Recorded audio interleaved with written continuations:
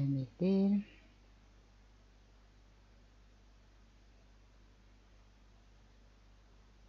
Y ahí estamos, en directo. Hola, buenos días, buenas tardes. Vamos a dar comienzo a este quinto encuentro de La espiritualidad del cuerpo, que es un libro de Alexander Lowen, el cual ya falta muy poquito para terminar.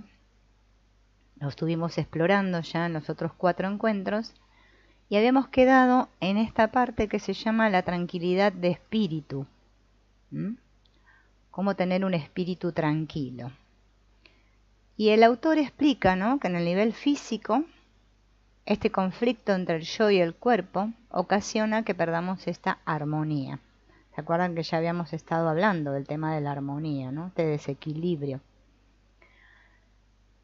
Y al perder la armonía, perdemos la tranquilidad del espíritu. Nuestra mente, cuando estamos despiertos, está en una actividad constante, ¿no? Pensamiento, otro pensamiento. Y este, digamos, fluir de pensamientos, ¿no?, continuo, esta corriente de pensamientos continua, para la mayoría de los seres humanos es algo positivo. O sea, como que vemos que pensar es algo muy bueno, tener muchos pensamientos, ¿no? Pero ¿qué pasa? ¿En qué pensamos nosotros siempre? En nosotros mismos, ¿no?, en nuestros problemas. Y cada vez que hacemos esto, nos separamos del entorno. Esta constante atención que le damos a nuestra mente pensante, ¿no?, nos disminuye esa sensación de contacto con el entorno, con los demás, con el medio. Y eso reduce nuestra capacidad de amar. Porque el amor, como la espiritualidad, depende de la posibilidad de ir más allá del propio yo. Esto de estar pensando siempre, ¿no?, estar en nuestra mente, ¿no?, como un hámster en una ruedita, ¿no?, pensando y pensando, afecta a esta capacidad que tenemos todos de poder trascender el yo. Y también afecta a que justamente podamos identificarnos con nuestro sí mismo o nuestro verdadero yo. Nuestro verdadero yo es cuando realmente estamos en el sentir, ¿no?, cuando nos hacemos sensibles. Pero sin tranquilidad de espíritu, esta plenitud de ser, justamente es imposible. En unos pocos individuos de inteligencia superior, esa hiperactividad mental puede conducir a teorías científicas brillantes. Pero hay informes de un buen número de intelecciones creativas que se produjeron espontáneamente aunque el individuo no estuviera tratando de pensar, ¿no? Eso que nos viene, esa idea que nos viene, ¿no?, de repente. En el individuo común y corriente, esta constante actividad mental gira en torno siempre a nuestros problemas personales, ¿no? Y por más que pensemos y pensemos, fíjense en que nunca encontramos solución, una solución lógica. La mayoría de los problemas tienen origen en un conflicto entre el pensamiento y el sentimiento, entre lo que uno quiere hacer y lo que uno cree que debe hacer. Fíjense, lo que quiero y lo que creo que debo hacer. Si no tuviéramos fe en nuestros sentimientos, si tuviéramos fe en nuestros sentimientos y los obedeciéramos, ¿no?, tendríamos tranquilidad de espíritu. Pero nosotros siempre le hacemos caso a nuestra cabeza, ¿no?, creyendo que podemos entender, que podemos comprender lo incomprensible. Entonces, creyendo que nosotros sabemos, y creyendo o pensando que tenemos razón, nos volvemos contra nosotros mismos, ¿no? Es como una batalla que no podemos ganar, pero que al mismo tiempo tenemos miedo de perder. Entonces esto nos pone en una lucha, ¿no?, en este conflicto, ¿no?, entre nuestra personalidad y esta tranquilidad de espíritu que anhelamos. Para tener tranquilidad de espíritu, vuelvo a repetir, tenemos que tener una armonía entre el yo y la naturaleza.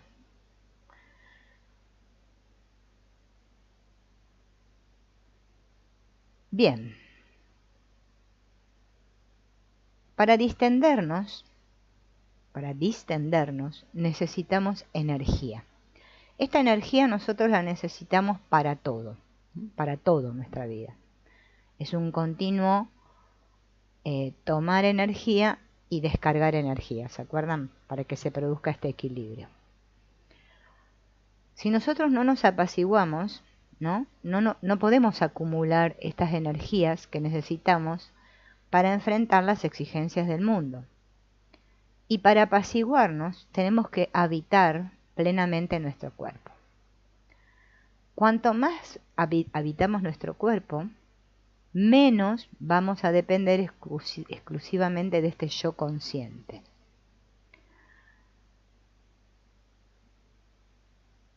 Cuanto más rígidos nos ponemos, cuanto más rígido está nuestro cuerpo, menos sensaciones tenemos.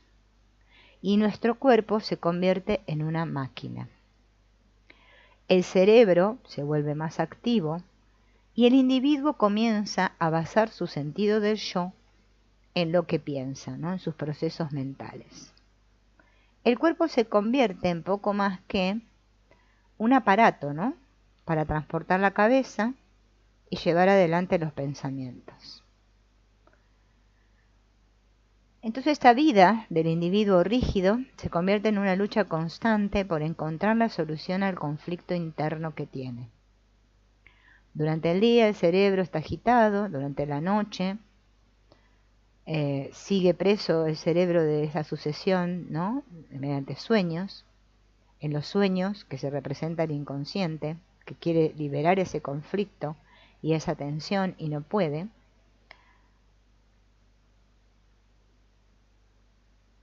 Bien, o sea que todo el tiempo, o sea, no es que solamente cuando estamos despiertos, sino cuando estamos dormidos también.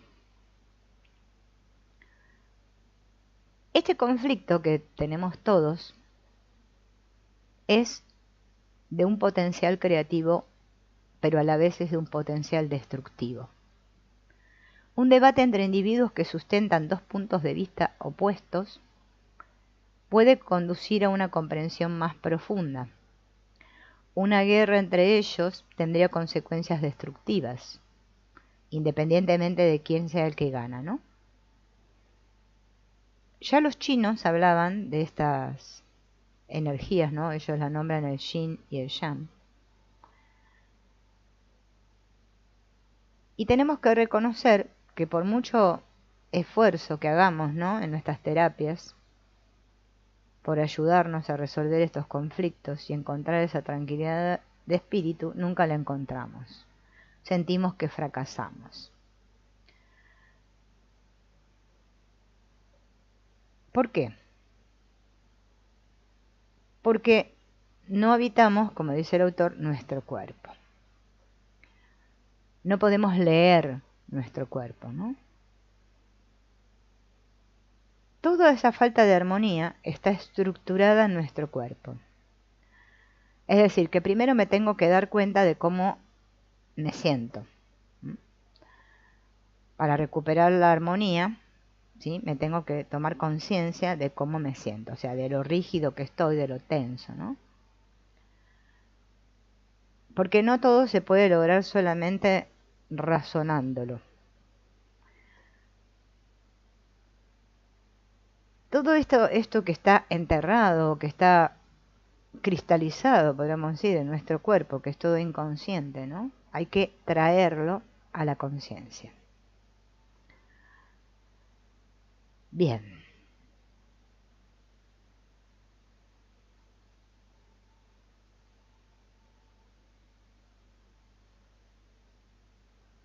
El autor hace una analogía,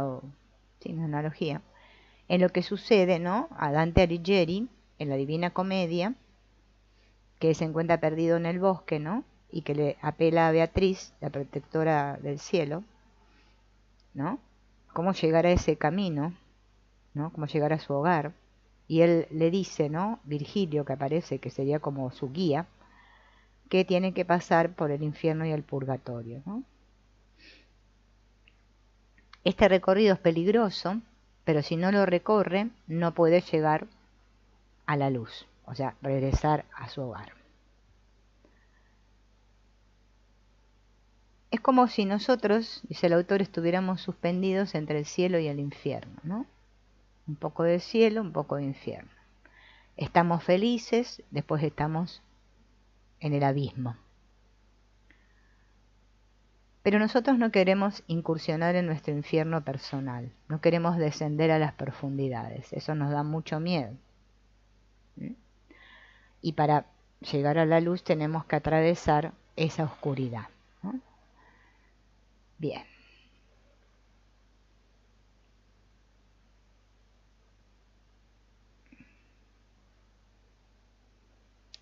Acá hay un ejercicio, ¿no?, que lo voy a leer, cómo se hace este ejercicio, para que nosotros podamos ser justamente conscientes de nuestro cuerpo y habitarlo. Tenemos que sentarnos en una silla con nuestros pies totalmente apoyados en el suelo y derechos, levantar la cabeza y sentarnos lo más erguido que podamos,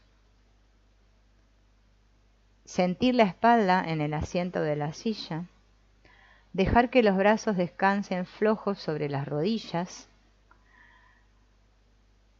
cerrar los ojos y empezar a concentrarnos en nuestra respiración, pero sin esfuerzo. Y nos vamos a dar cuenta que la inspiración y la expiración se suceden de manera espontánea. Vamos a sentir esa onda respiratoria a través de nuestro cuerpo, fluyendo hacia arriba cuando inspiramos y hacia abajo cuando expiramos. Si me sigo concentrando en esa onda, dejando que fluya cada vez más profundamente al vientre y a la pelvis, ¿no?, vamos a ir relajando la parte inferior del cuerpo, dejando que el vientre salga hacia afuera y que caigan las nalgas, que se aflojen las nalgas, ¿no?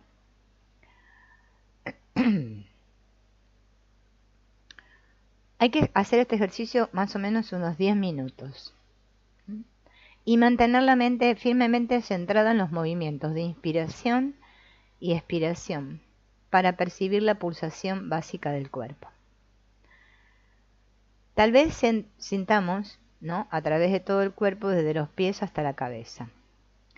De ser así, es posible que tomemos conciencia de qué forma nosotros formamos parte de ese universo. Así nos desprendemos del yo y nos conectamos con el universo. Bien, un ejercicio sencillo, ¿no?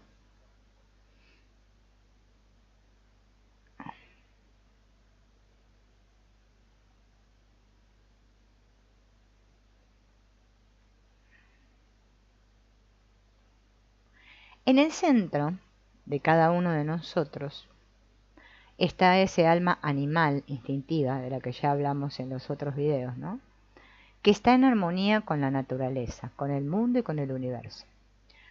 Si nos separamos de ella, nuestra mente sigue funcionando lógicamente, pero esos pensamientos no tienen valor per se, ¿no?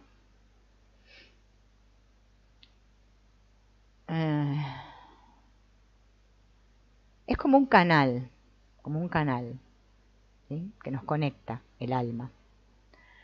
Este canal no existe en la mente, existe en el cuerpo, y es el canal a través del cual pasan todas estas ondas de excitación a nuestra pelvis. Luego, por ser pendular, la onda fluye hacia arriba, ¿no?, tanto como antes corría hacia abajo. Un estado superior de conciencia se conecta con una conciencia más profunda. Bien, recordemos que si recordamos la analogía del árbol, el árbol tiene las raíces profundas que se hunden en la tierra y se extiende hacia el cielo.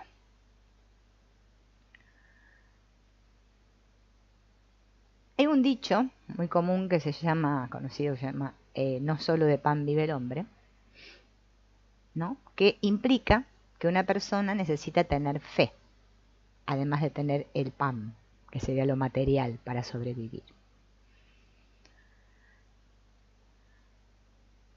Ese alimento espiritual, que es el amor, consiste en una profunda y sentida conexión con otra u otras personas, con toda criatura, con la naturaleza o con Dios.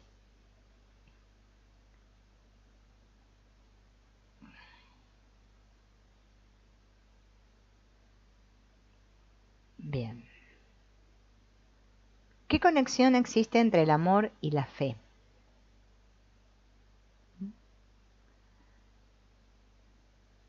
La fe es un sistema de creencias o sea, si la vemos como un sistema de creencias, ¿no? No es la verdadera fe. La verdadera fe, ¿no? Como dice acá el autor, ¿no? Es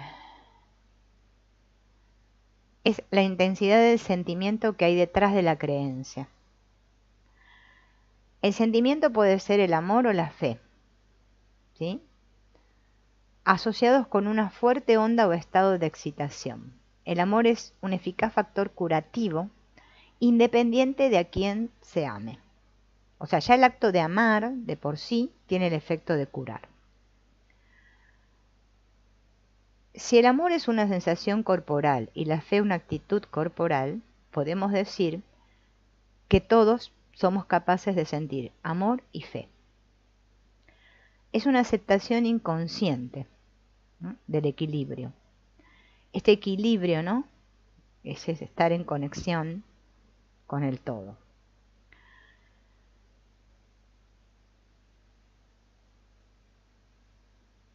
Bien, creo que voy a ir adelantando acá. Pero ¿por qué nos cuesta tanto a nosotros conectar? Porque como no habitamos nuestro cuerpo, hemos perdido esa sensibilidad, ¿no? Y necesitamos establecer ese equilibrio entre estas fuerzas antagónicas de la personalidad, ¿no? Que está la mente racional y este instinto animal.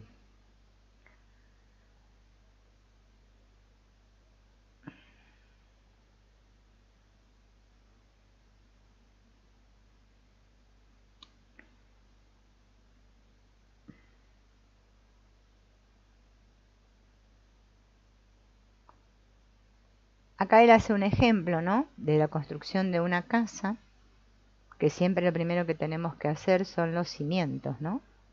Empezar desde abajo. Así que el individuo no va a encontrar seguridad en ningún proceso de pensamiento disociado de sus raíces que se arraigan en las sensaciones del cuerpo.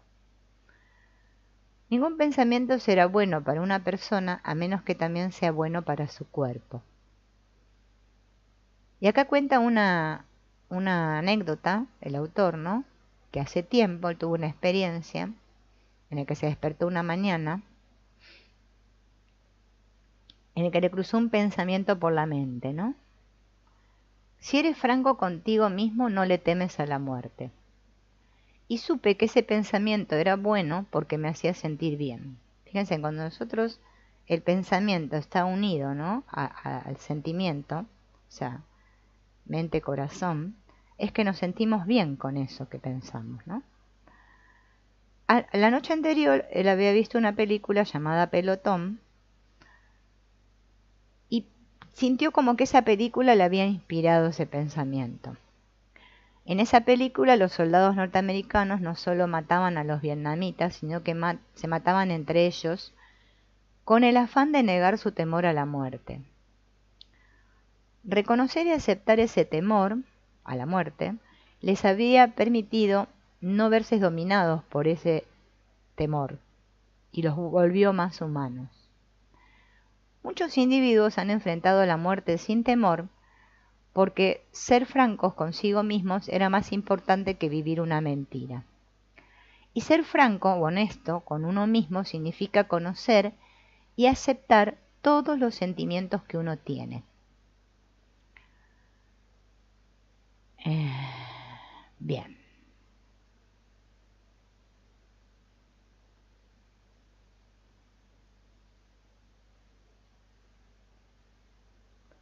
Cuando este yo está integrado en nosotros, se adquiere un estado de naturalidad, elevando el nivel de la espiritualidad animal al plano humano.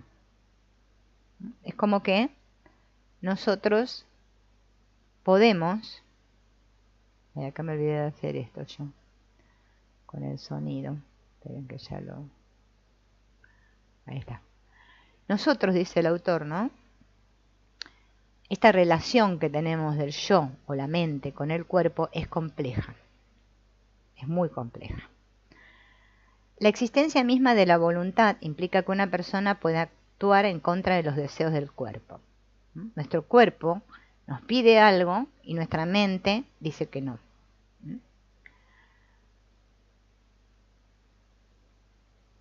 Este tipo de acto es positivo cuando posibilita que una persona pueda superar el pánico en una situación peligrosa y salvar su vida.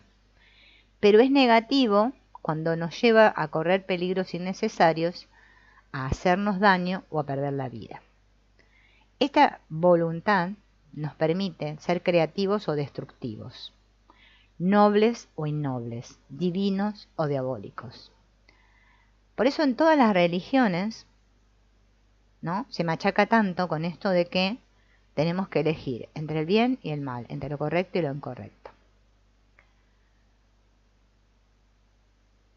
El hombre está perdido solo si prefiere lo incorrecto a lo correcto, el mal al bien. Si está comprometido con la verdad, la decencia, la dignidad y la armonía, va a estar en condiciones de adquirir esta espiritualidad. El verdadero rol que cumple esa elección en las vidas humanas es difícil de precisar, ¿no? Porque estamos tan imbuidos por esto de la moral, ¿no?, de lo que se debe hacer y lo que no, que es muy difícil poderse dar cuenta uno por sí mismo. Por eso ¿se acuerdan que la otra vez estuvimos hablando del asunto este de los principios? O sea, si yo tengo principios, interiormente sé lo que está bien o lo que está mal, ¿no?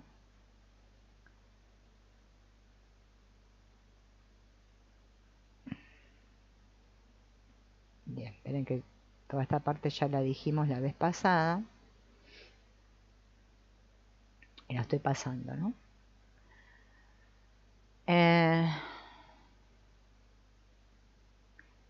¿Qué significa amarnos a nosotros mismos?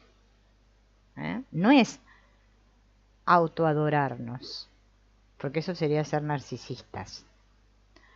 Amarse a uno mismo es estar pleno de excitación vital y responder a esa excitación en cada una de sus múltiples manifestaciones.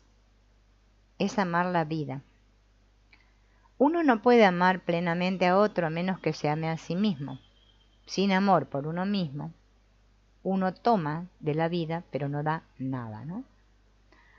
Cuando nosotros estamos en armonía, estamos justamente en esas tres armonías: la armonía animal, la armonía humana y la armonía espiritual.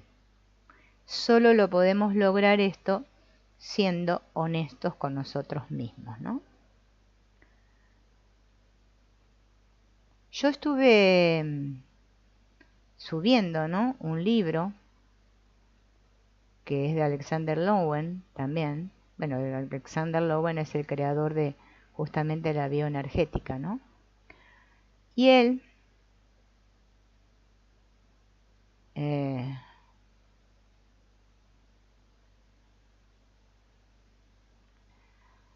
estudió, o sea, comenzó a descubrir esto de la bioenergética después de trabajar mucho con este Reich, este famoso Reich, que empezó a comprender, ¿no?, justamente esto del carácter de las personas.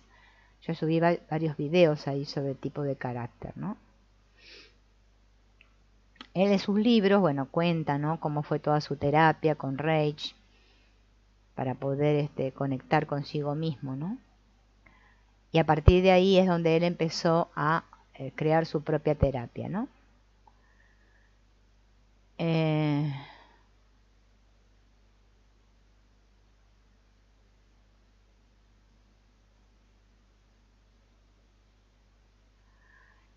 Él dice que la vida en sí misma es un proceso de crecimiento. ¿Cómo comienza la vida? Con el cuerpo, que es lo primero que se forma ahí dentro del útero, ¿no? El cuerpo. Los órganos. Cuando nacemos empezamos a aprender diferentes habilidades, comenzamos a sobreponernos, aprendemos a caminar, todas las cosas, ¿no? Alimentarnos por nosotros mismos. Y todo esto lo vamos haciendo por etapas, no hacemos todo junto, ¿no?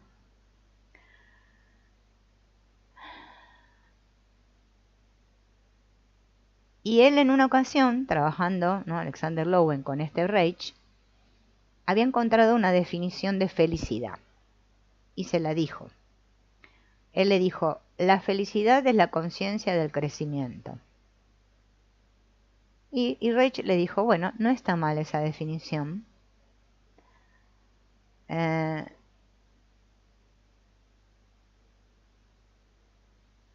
Y él le da mucha importancia, ¿no? A esto de ir creciendo, a ir superando estos obstáculos, ¿no?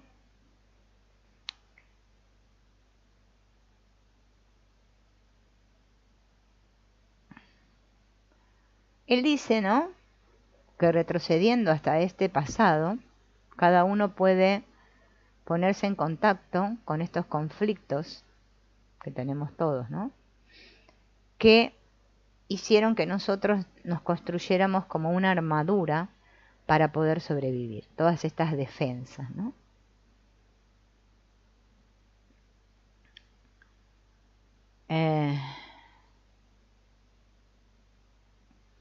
Este proceso de crecimiento no puede forzarse. Por ejemplo, un árbol, ¿no? ¿Cómo crece un árbol? Si sus raíces se hunden bien en la tierra. Una persona solo puede crecer fortaleciendo sus raíces en su mismo pasado. ¿Y el pasado? ¿Dónde está nuestro pasado? En nuestro cuerpo. Todo queda grabado en nuestro cuerpo, ¿no? Bien.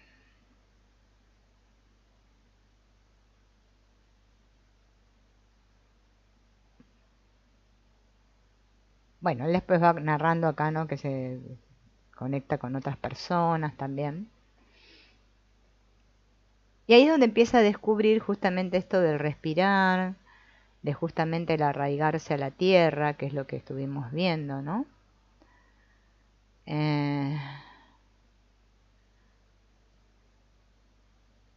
Y justamente, bueno, pone esta frase, ¿no? Que la vida de un individuo es la vida de su cuerpo.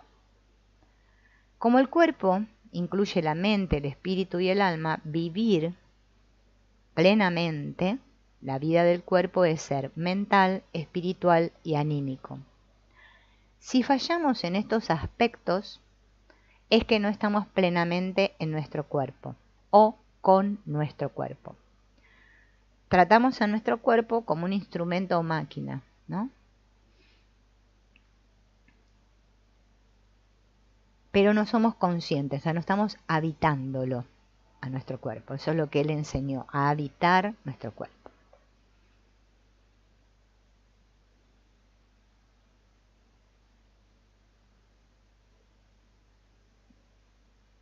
Bien, quiero leerles otra cosa.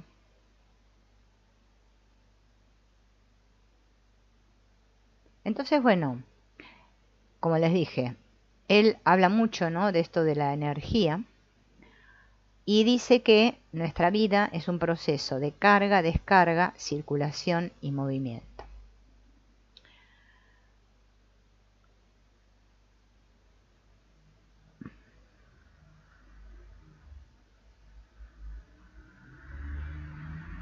Que les quiero leer esto.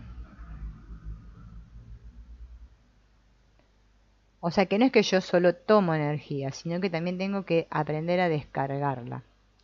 Porque si hay una sobrecarga de energía, no es bueno. Por eso él lo que hace con la bioenergética es equilibrar las energías en nuestro cuerpo, ¿no?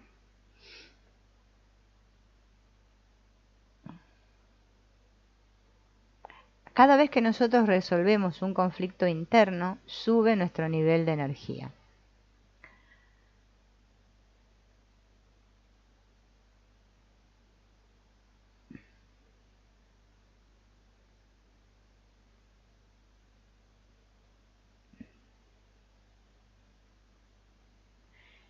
Hasta nuestras emociones, dice él, que se pueden leer en la expresión de nuestro cuerpo.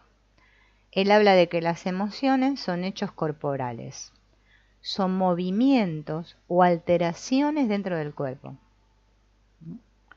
Por ejemplo, la ira produce tensión, una carga en la parte superior del cuerpo, ¿no?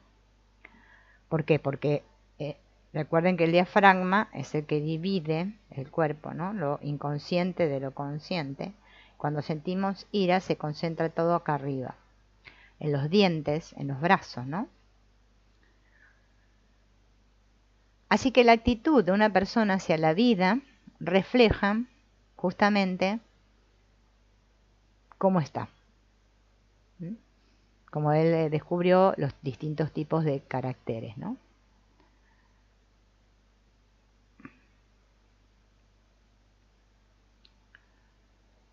Miren que todo esto lo voy a pasar.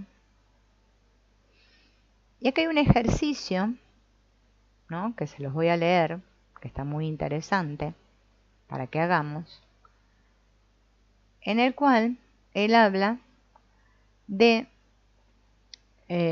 justamente cómo dirigir nuestra atención a nuestro cuerpo, ¿no?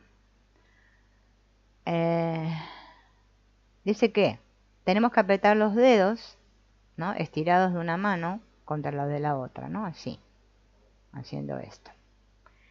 Manteniéndolas lo más lejos posible del cuerpo y sin perder ese contacto. Luego deben volverse las manos hacia adentro, de forma que señalen el pecho, ¿no? ¿Qué es esto? Que, o sea, es difícil, así, así, ¿no? Hacia adentro.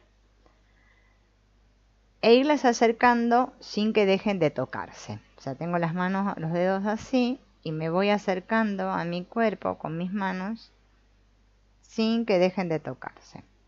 Luego hay que sostener durante 1 minuto esta posición y respirar con facilidad. Al terminar el minuto, dice él, después de respirar con facilidad, las manos se relajan y aflojan. Y uno puede volverse a sentir la corriente de carga del cosquilleo y la vibración. Hay otro ejercicio, ¿no? Que es el gancho de Cook, ¿no? Que es así, que tenés que, o sea, agarrarte las manos así y ponerlas así, ¿no? O sea, estirarlas y volverlas así hacia el pecho. Es parecido, pero este es con los dedos así. Y lo tengo que acercar a mi pecho.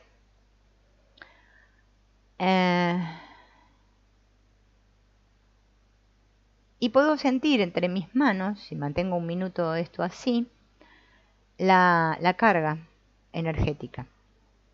Y la mente puede dirigir la atención hacia adentro o hacia afuera, hacia el cuerpo o hacia los objetos externos. Bien.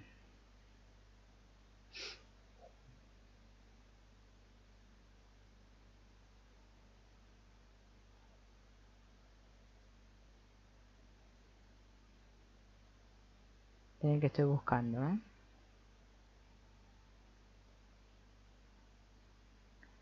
Estoy buscando acá que quiero leerles esto.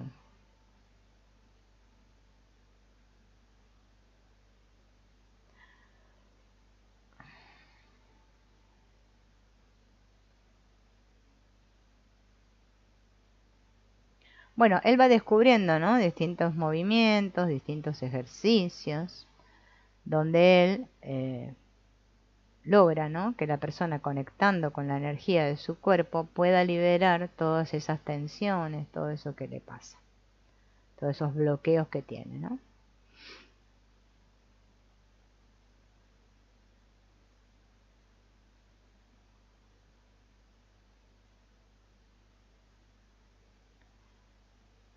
Vamos a ver algunas características de las personas según cómo está su cuerpo.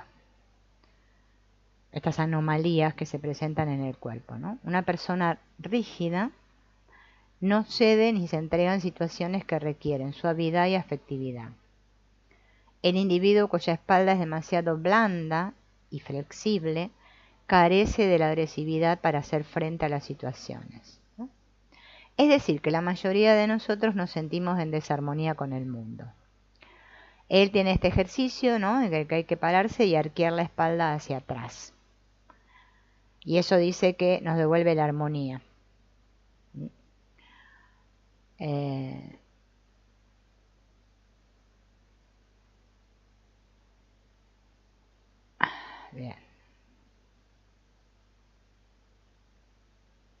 Para poder realizar este ejercicio de arquear la espalda hacia atrás, hay que aprender a respirar bien. Porque si no aprendemos a respirar bien, el ejercicio no va a tener efecto. Bien. Y habla de algo que es muy importante, que es este asunto del corazón. Nosotros tenemos un corazón que es el que nos permite justamente esto del sentir, ¿no? El expresar lo que sentimos. El corazón no es una bomba que bombea y nada más, ¿no?, sino que también transporta la sangre, ¿no? O sea, fluye por todo nuestro cuerpo. O sea, logra que la sangre circule por todo nuestro cuerpo.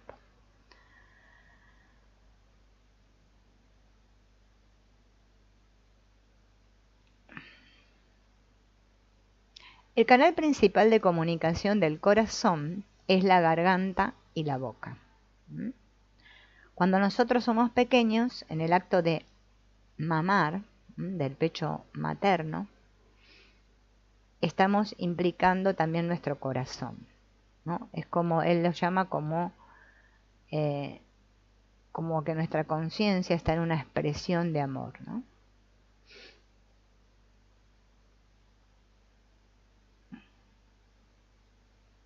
Otro canal de comunicación del corazón son los brazos y las manos. ¿Por qué? Porque yo no solamente comunico mi amor mediante la voz y un beso, por ejemplo, que puedo dar a otro, sino que también con mis brazos y mis manos, porque se alargan mis brazos y mis manos para acariciar. Cuando yo tengo tensiones en los hombros, ¿no?, en los músculos acá de arriba, ¿no?, cuando uno tiene miedo de alargar la mano, entonces me voy tensando. Otro canal de comunicación del corazón con el mundo está en nuestra parte desde la cintura para abajo. ¿Por qué? Porque mediante el acto sexual también comunicamos el amor.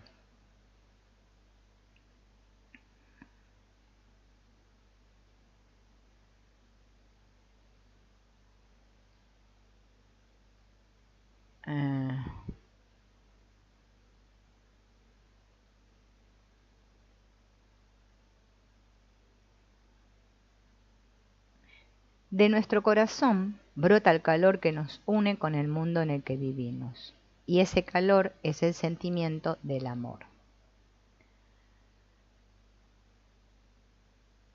Cuando yo me alejo de mi corazón hacia la periferia del cuerpo, ¿no?, observamos los órganos que se interaccionan con el medio ambiente.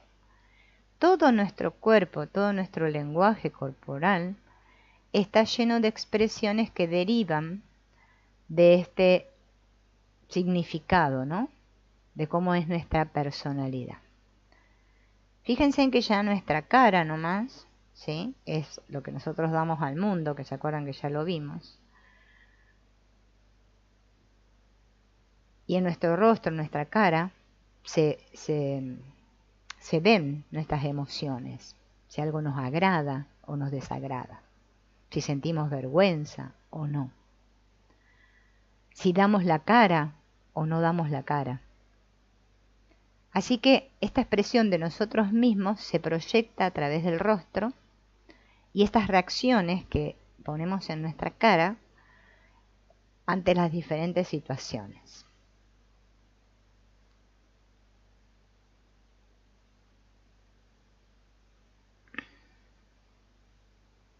¿Qué tiene nuestra cara? Ojos. Los ojos, ¿no? Dice Alexander Lowen, son las ventanas del alma o los espejos del alma. Y también en nuestros ojos también se expresa nuestro estado interior. La función de la visión es muy importante para el conocimiento, que a veces utilizamos como sinónimos nosotros los verbos ver y entender. Una persona de vista o de visión no solo ve más lejos que los demás, sino que va por delante de ellos con el pensamiento. Los ojos desempeñan un papel muy importante en el lenguaje del cuerpo. En una mirada puede decirse tanto que muchas veces adivinamos las reacciones de las personas por la expresión de los ojos. También en la expresión de sus labios, ¿sí? Si tiene la boca apretada o floja, en los dientes.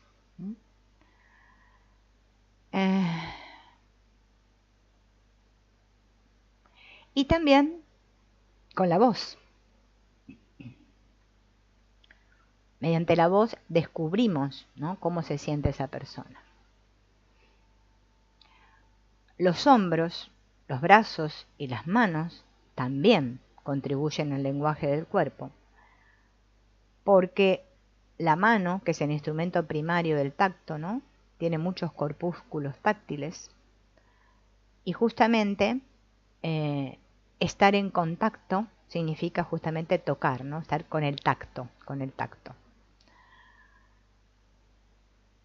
Fíjense, cuando somos pequeños todo lo descubrimos mediante el tacto, con las manos, con llevarnos las cosas a la boca, ¿no? Después cuando ya somos más grandes no lo hacemos, ¿no?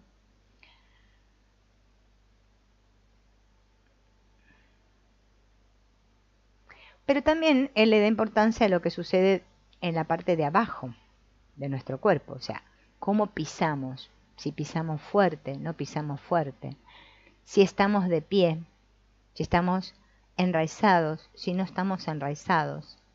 Fíjense que nosotros todo esto no le damos ni 5 de bolilla en nuestra vida diaria. No somos conscientes, ¿no?, en si tenemos los pies sobre la tierra o no.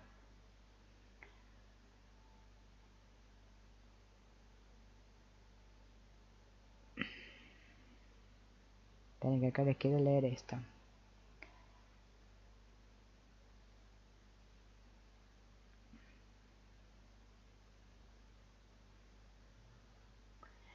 Y esto nos lleva justamente al sentir. Nosotros realmente no sentimos a las otras personas. Las miramos e interpretamos, ¿no?, de acuerdo a nuestras creencias, lo que los otros son, ¿no? Por eso nos cuesta tanto ser empáticos.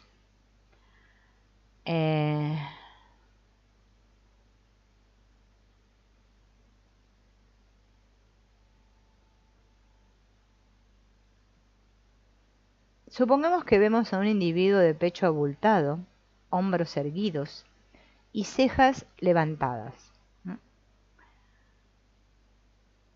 Debemos adoptar una actitud para poder comprender lo que significa ese cuerpo, ¿no? Inhalar un buen volumen de aire, levantar los hombros nosotros mismos y alzar las cejas, y vamos a sentir lo que siente el otro. ¿Qué es lo que siente una persona que tiene esa expresión corporal? Miedo, obviamente. Pero capaz que esa persona no se da cuenta de que siente miedo, porque no está en contacto con su cuerpo. O sea que cuando yo no estoy en contacto con mi cuerpo, no me doy cuenta de lo que estoy sintiendo.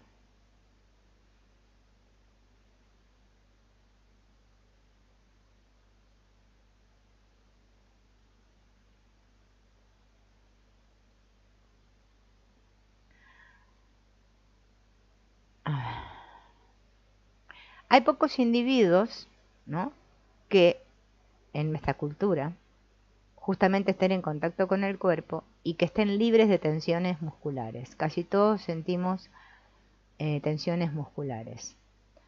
Estos tipos de tensión muscular reflejan los traumas. Bien.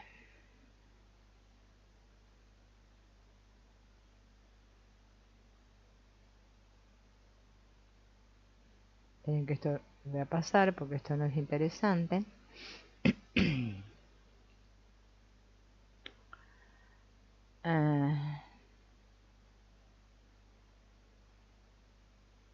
Son todos ejemplos, por eso los paso de largo, ¿no? Bien. ¿Qué es lo que hacemos nosotros? ¿Por qué nos ponemos tensos? Porque ponemos defensas. ¿Mm? Defensas para no sentir, justamente, la vida, ¿no?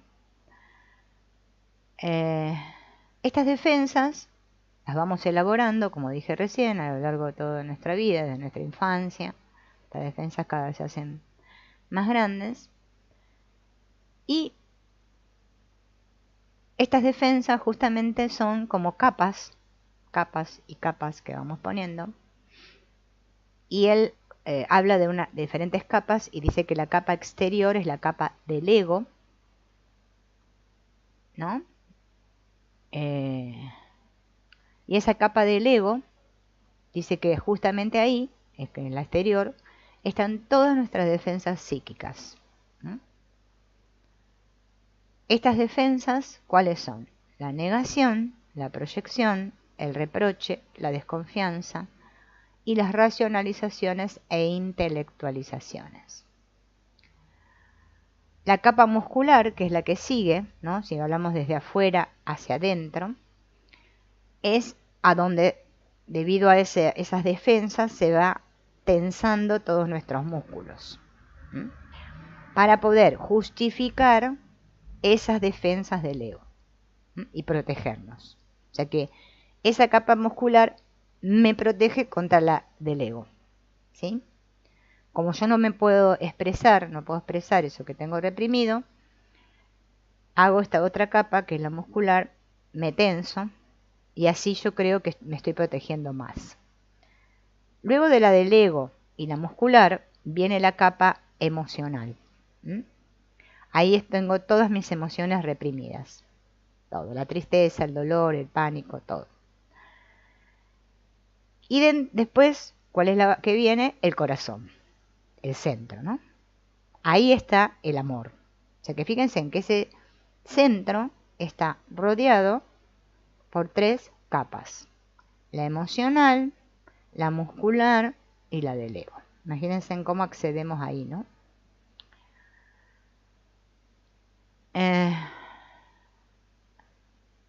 Bien. Ya les hablé de las capas, ¿no?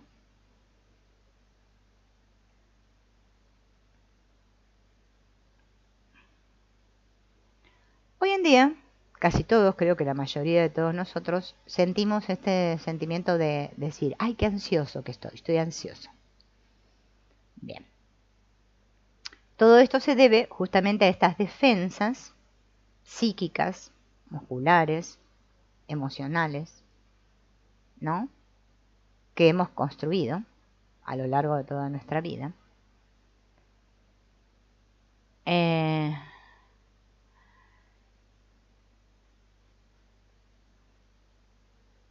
¿Por qué? Porque respiramos mal, porque no habitamos nuestro cuerpo, porque no estamos en contacto con nosotros mismos, ¿no?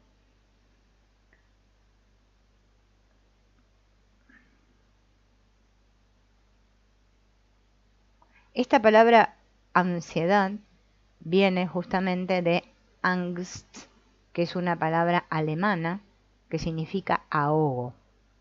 O sea, me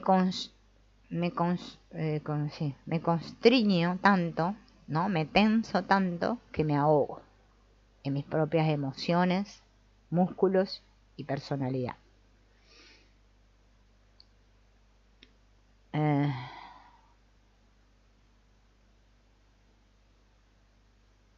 Bien.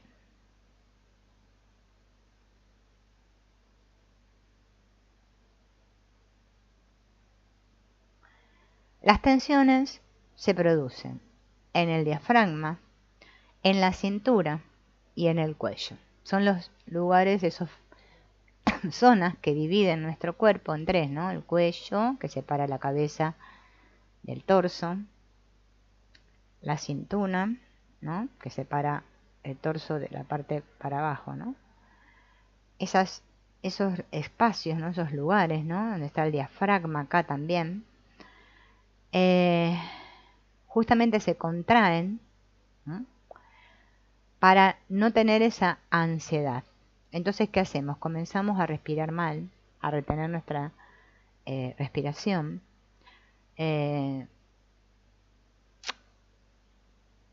Oprimimos la cintura para que esa emoción amorosa del corazón no conecte con lo genital.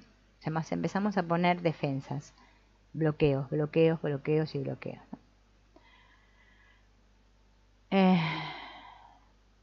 Sentimos ansiedad porque tenemos defensas. Si no hubiera defensas, no habría ansiedad. Estaríamos continuamente en una sensación de gozo y placer. ¿Cuándo se genera y se desarrolla la ansiedad? Cuando un sentimiento más fuerte intenta franquear los límites y se ahoga de miedo. Ese miedo hace que el individuo se cierre, poniendo en peligro justamente su vida. O sea, se angustie, se estreche, ¿no? Bien.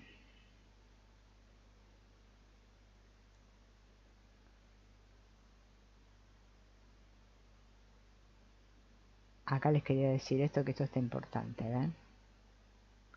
Fíjense, en nuestra cabeza, ¿qué tenemos?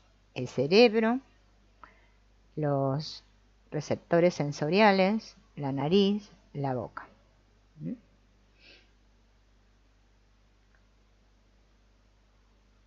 Son los órganos receptores.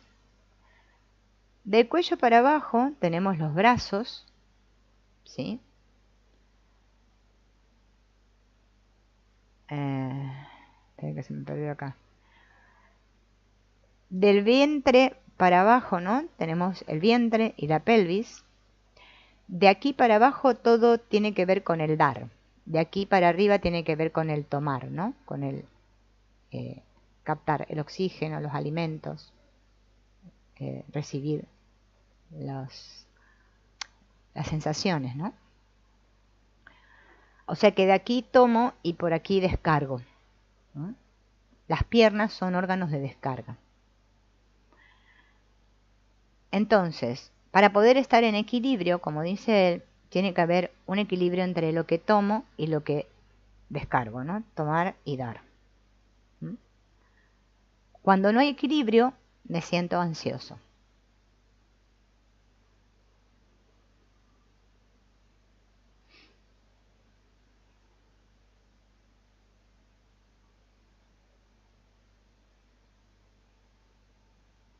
A ver. Bueno, acá hace todo un...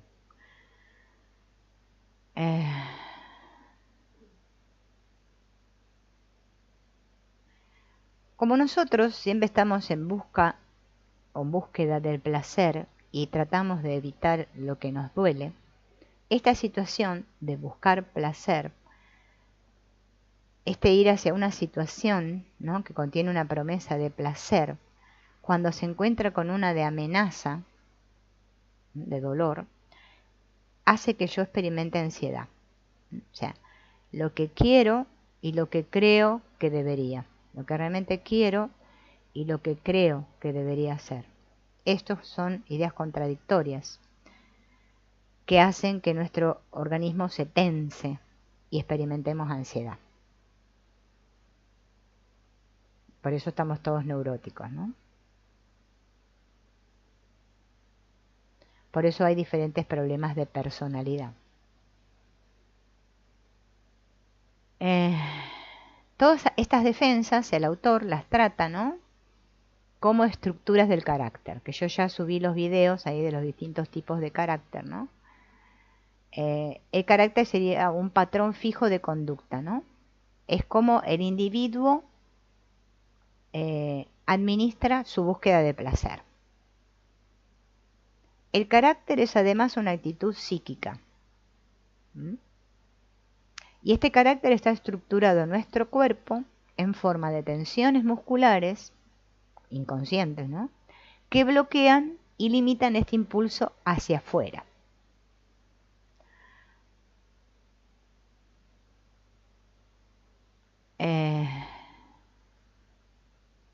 Bien.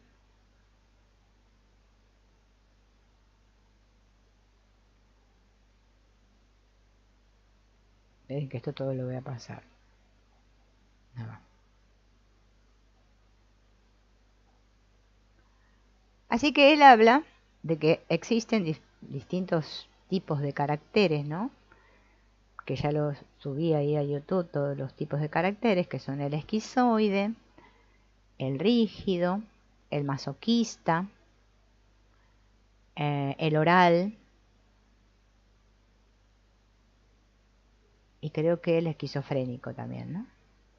Ah, el psicopático. ¿Bien? Y da distintas características, ¿no?, de cómo puedo descubrir si yo soy esquizoide, si soy psicopático, si soy rígido. Bueno, ahí en los videos está explicado cada uno de ellos de diferentes maneras. Esperen que voy a pasar todo esto porque ya todo esto ya lo dije. Bien.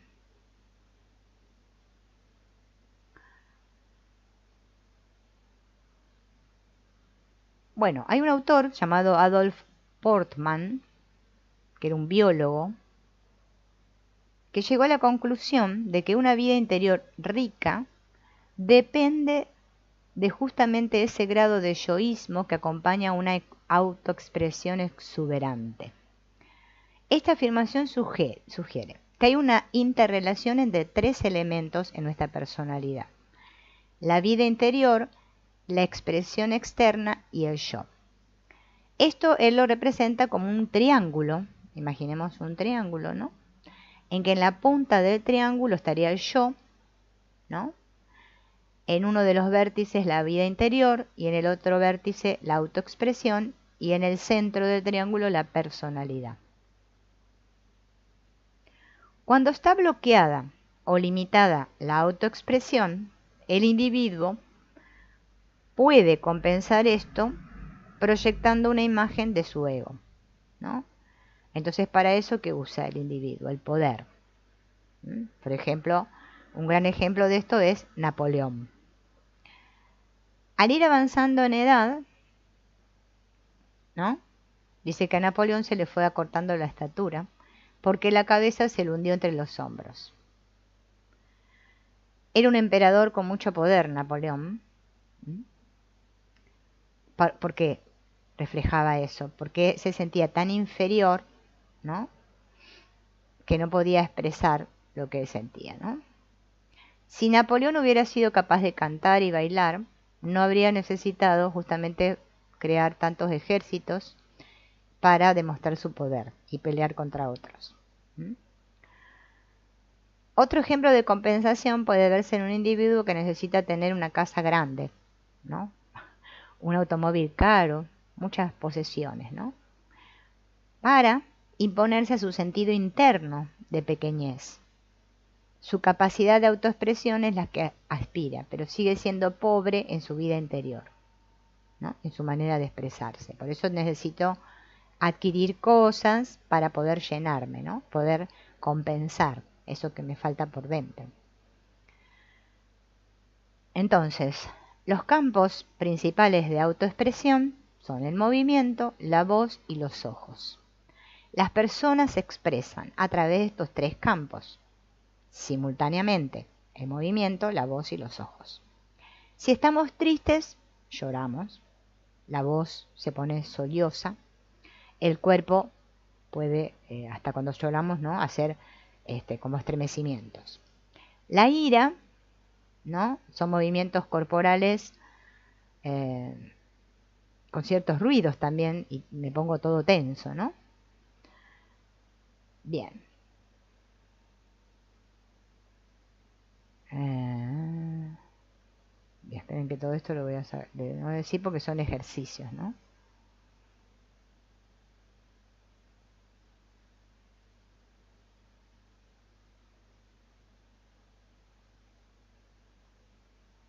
Esperen.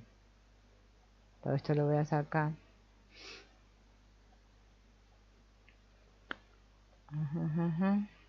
Que voy a adelantar un poco.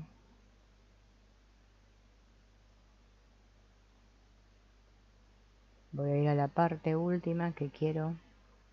Que esta me falta subirla, ¿no? Tengo que grabarla.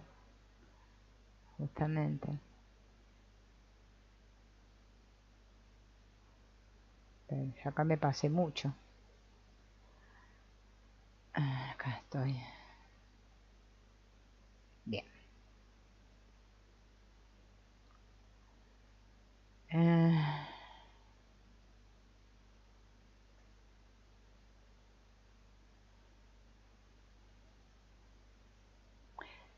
Toda persona quiere poder funcionar en el mundo como un ser humano integrado y eficaz. Y esto solo puede lograrse cuando, si yo regreso a mi pasado, ¿no? Y equilibro esto de regresar con el progreso, o sea, con la expansión de mi conciencia, con la elevación en movimiento hacia abajo, con su equivalente hacia arriba, hacia la cabeza, o sea, cuando dejo que fluya la energía.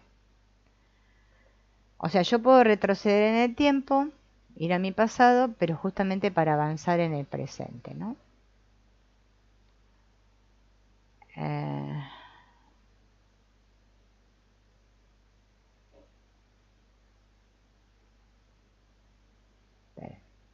Esperen que esto todo es un ejemplo.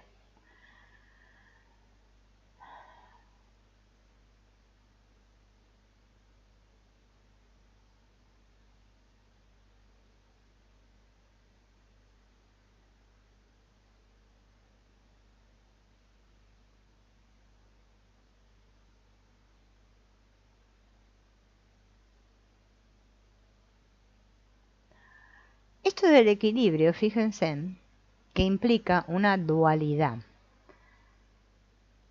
Yo tengo dos pies, ¿no? No tengo uno solo. Si yo me quisiera parar sobre uno solo, pierdo el equilibrio, ¿no?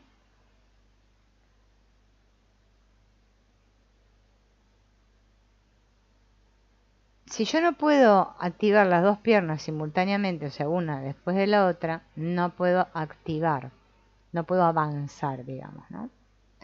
La vida es movimiento y equilibrio al mismo tiempo, o bien equilibrio en movimiento. Se logra este equilibrio en movimiento alternando la carga o la excitación de un polo al otro, del pie izquierdo al derecho, de la inhalación a la exhalación, de la expansión a la contracción, de la conciencia del día a la inconsciencia del sueño, ¿no? Es un ritmo. La vida tiene un ritmo, ¿no? No hay dualidad en la vida si no hay una unidad por debajo. Y no hay unidad sin sus correspondientes dualidades. Este concepto de la dualidad y unidad de todos los procesos vivientes lo dijo Reich, este famoso Reich que fue el terapeuta de Alexander Lowen, ¿no?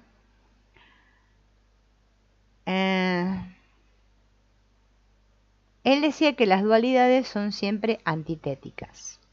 Nuestras mentes lógicas ven solo las cosas como dualidades, como causa y efecto, como una cosa mecanística. Nuestro espíritu no lo ve así. Entonces, en esta paradoja que estamos todos entre la unidad y la dualidad, ¿no? Necesitamos justamente lograr un equilibrio.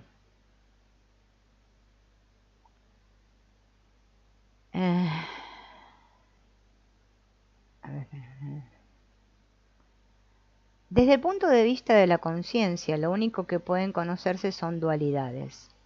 conciencia de la cabeza o conciencia del cuerpo, pensamiento o sentimiento. La unidad existe únicamente en el nivel del inconsciente o en los procesos corporales que no pueden percibirse. ¿Cómo podemos saber que existe la unidad si no la percibimos? La podemos deducir, la podemos intuir, ¿no? Puesto que la frontera entre la conciencia y el inconsciente no es un muro, sino una zona de penumbra. En nuestro paso diurno por esta zona captamos muchas indicaciones de la unidad que hay debajo. Los místicos, cuya conciencia se aventura más fácilmente por esta zona, conocen esta unidad mejor que otros. Hay otra manera de sentir la unidad. La conciencia de la cabeza o de la mente y la conciencia del cuerpo no solo se interaccionan recíprocamente, sino que se tocan y algunas veces se funden. En el calor y excitación de esta fusión se subliman y convierten en una conciencia unitaria, que es al mismo tiempo, es otra paradoja, ¿no?, consciente e inconsciente. Y acá le da un ejemplo, ¿no?, de haber experimentado muchas veces esta fusión en su vida,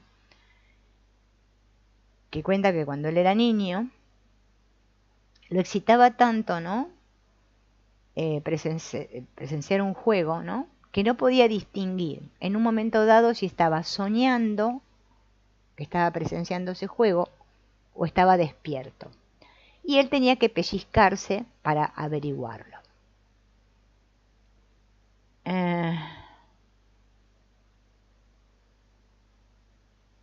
Entonces él afirma que una persona puede conocer y sentir la unidad en la vida. Pero la mayor parte del tiempo, como estamos funcionando dentro de esta dualidad, ¿no?, y no nos permitimos sentir este gozo, que no sabemos si estamos soñando o estamos despiertos, ¿no? Tenemos que aceptar la naturaleza doble de la conciencia.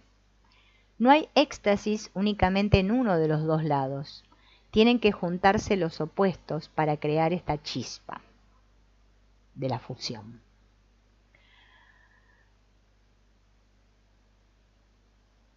Cuando uno se concentra en pensar, ¿no?, es consciente de su mente y de sus procesos mentales.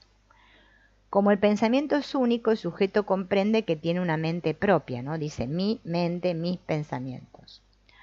Entonces, si se concentra en su cuerpo, comprende que tiene vida propia el cuerpo. Desde el punto de vista de la conciencia, uno debe preguntarse, ¿quién soy yo? ¿Soy esta mente pensante o este cuerpo viviente? Naturalmente somos ambas cosas. Es imposible que la conciencia se fije en dos operaciones distintas al mismo tiempo, ¿no? No lo podemos hacer eso al mismo tiempo. Supongamos que dos aviones están volando en diferentes cuadrantes del cielo y que queremos envolver a los dos en el mismo haz de luz de un proyector. Esto sería imposible. Pero este problema de la dualidad del hombre no suele perturbarnos. El proyector de la conciencia está sobre una mesa giratoria que da vueltas rápidamente y con facilidad. Puede oscilar entre dos cuadrantes con tanta velocidad que sea capaz de mantener ambas perspectivas durante un periodo normal de atención. Puedo ilustrar este concepto explicando lo que hago conscientemente al hablar. He ido aprendiendo con los años que un orador o conferenciante no puede perder el contacto con su auditorio. Al pronunciar una conferencia he adquirido la costumbre de mirar al auditorio para sentirlo y poder conversar con él. Este hábito me hizo más difícil la tarea de hablar por un micrófono sin ver al público. Pero hay otro problema. Si se concentra uno demasiado en el auditorio, pierde el contacto con uno mismo y se olvida de quién es, de lo que tiene que decir, de lo que está haciendo. Entonces, no se puede estar en dos partes al mismo tiempo.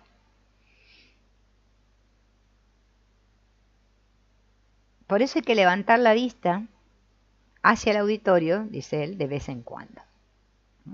Entonces él lo que logró es alternar su atención entre el auditorio y él mismo. Son movimientos.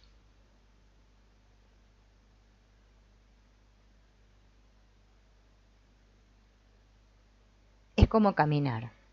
No puedo caminar con los dos pies al mismo tiempo. Muevo uno y luego el otro. Muevo uno y luego el otro, ¿no?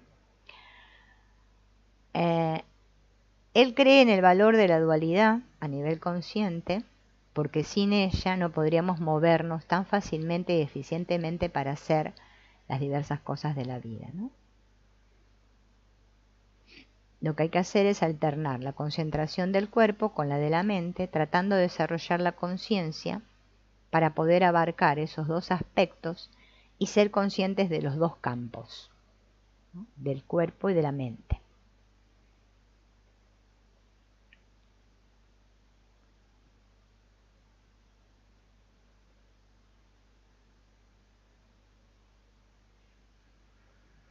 Por ejemplo, la teoría de la psicología de la Gestalt se basa en esto, en que no hay frente o forma que no tenga fondo, ¿no?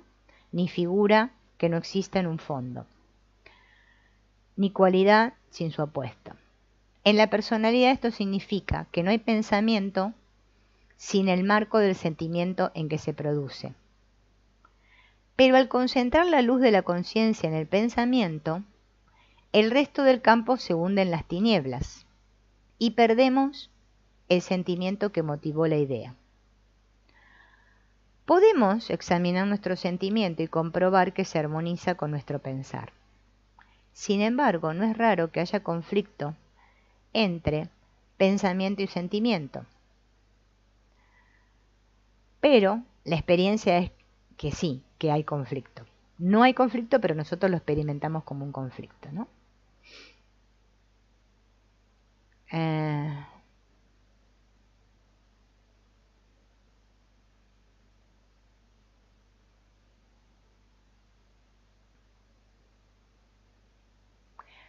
¿Cómo se conducen las personas relativamente no neuróticas en los conflictos que surgen entre sus pensamientos y sus emociones? Ellas lo hacen desarrollando códigos de conducta conscientemente aceptados, ¿no?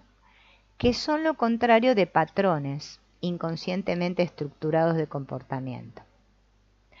Otra vez volvemos al tema de los principios, ¿no?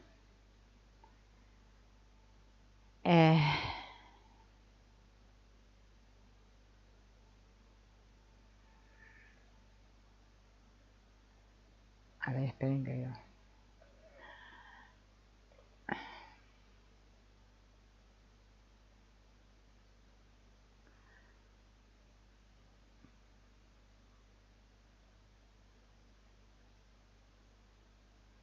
Hay que reconocer la diferencia que hay entre carácter y estructura del carácter, que yo ya subí unos videos explicando eso, ¿no?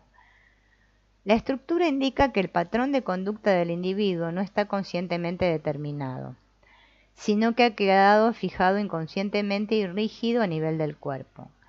Cuando la conducta de una persona está regida por directrices o principios conscientes, se comportará de manera característica mientras esos principios contribuyan a su bienestar.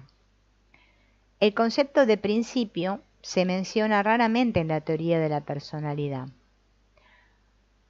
Cualquier principio de nuestra cultura es malo porque establece límites y determina reacciones, porque se relaciona con los principios morales, ¿no?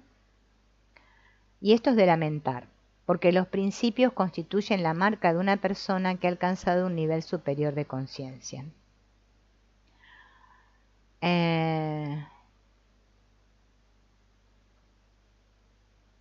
La conciencia empieza con la percepción de la sensación. Las sensaciones están vagamente localizadas. En esto contrastan con los sentimientos que son más concretos. Cuando se intensifican y definen más acusadamente, las llamamos emociones. Así uno dice que se siente melancólico, decaído, pero a esa emoción se la suele llamar tristeza. Lo malo es que utilizamos la palabra sentimiento para expresar ambas ideas. Pues bien, cuando nuestras emociones se integran con nuestros pensamientos, puede hablarse de un principio. El orden de su desarrollo es el siguiente: sensación, sentimiento, emoción, principio. ¿No? A nivel de los principios, ego y cuerpo, pensamiento y sentimiento se integran en una unidad consciente. Uno de los principios que acepta gustosamente mucha gente es el de la veracidad. El individuo puede ser veraz por miedo al castigo de un Dios que todo lo ve, por obligación, o por su convencimiento interior de que es la manera recta de conducirse. Pero para llegar a este convencimiento, ha debido haber una opción entre verdad y mentira. Entonces surge la convicción de la experiencia de decir la verdad y de decir la mentira. En el primer caso, el individuo siente la armonía entre el sentimiento y la afirmación, y eso le da placer. En el segundo caso, la falta de armonía se siente como conflicto. Entonces puede decidirse uno por una opción consciente basada en el sentimiento del cuerpo.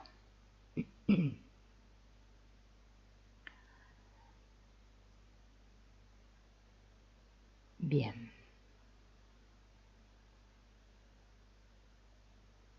O sea que lo que está hablando es de que hay que tener convicción interior y uno estar seguro de lo que siente y tener sus propios principios, que no son los morales de la sociedad, entiéndase. Y yo creo que sí, que esa es la única manera de vivir feliz, ¿no? Porque si no, no se puede. Entonces, creo que hay personas que no tienen principios. Hacen lo que le dicen, o sea, no pueden tener sus propios principios, ¿no? ¿Qué es un principio? Vamos a hacer esto para cerrar. Es una corriente de excitación o energía que une la cabeza y el corazón, los órganos genitales y los pies en un movimiento ininterrumpido. Esto proporciona una sensación interior de orden y bienestar, porque el individuo se siente conectado, unificado y sano. No hace falta que nadie se lo diga, ni tampoco hay quien se lo pueda discutir. Es un convencimiento personal, y no le importa lo que piensen los demás, ni trata de convencer a otros de sus principios. No sé si queda claro, ¿no? Entonces, es salir de esto de que lo que debería o no debería hacer, ¿no?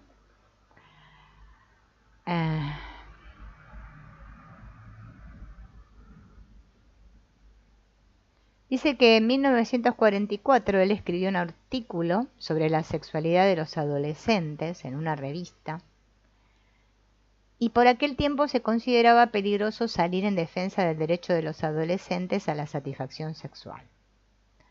Comentando este asunto con su amigo Reich, le dijo: Lowen, no es siempre aconsejable decir la verdad, pero si no es uno capaz de decir la verdad, es mejor que no diga nada. Reich era un hombre de principios. Podrá uno no estar de acuerdo con sus principios, pero no puede nadie dudar de la honradez e integridad que los inspira. El hombre es un pensador creativo y un animal que siente, y puede ser hombre o mujer. Es una mente racional y un cuerpo no racional. Es un organismo viviente y tiene que vivir en todos los niveles, lo cual no es tarea fácil. Tiene que estar identificado con su cuerpo y con su palabra.